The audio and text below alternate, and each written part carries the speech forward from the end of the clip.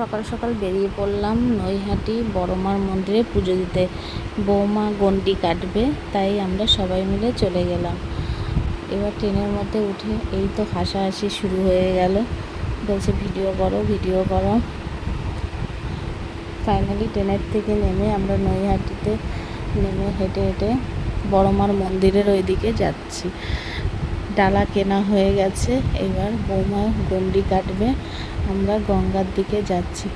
ও এত ভয় পাচ্ছে, কাকিমণি তুমি চলো, তুমি আমাকে ধরবে, তারপরে আমি ডুবটা দেব। ও খুব ভয় পাচ্ছে, আগে কোনোদিন গঙ্গায় ও স্নান করেনি, এই প্রথম।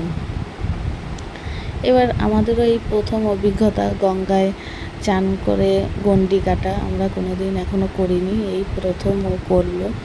ওর বোন অসুস্থ ছিল, তার জন্য মানসিক করেছিল। বোন কালকে বাড়ি আসার সঙ্গে সঙ্গেই আজকে গণ্ডি কাটতে ও চলে গেল। আমরা সবাই মিলে ওর সঙ্গে গেলাম।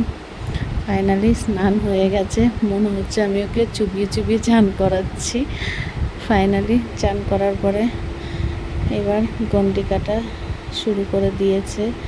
এত রোদের তাপ, আমি ভাবছি যে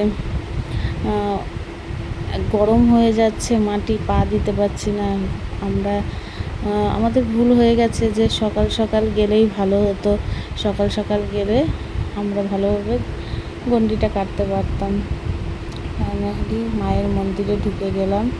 মায়ের দর্শন করার পরে পুজো দিয়ে মায়ের সঙ্গে অনেক কথাবার্তা বলে মাকে অনেক কিছু জানালাম। এবার বাইরে থেকে একটা ভিডিও করছি, পমি একটা ফটো নিচ্ছে বড় মায়ের, তাই আমরা একটু ভিডিও করলাম।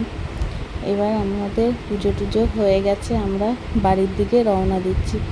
বৌমা তো হাঁটতেই পারছে না, আমাকে ধরে ধরে সিঁড়ি দিয়ে আস্তে আস্তে নামছে। তোমাদের ভালো লাগলে লাইক কমেন্ট শেয়ার করো।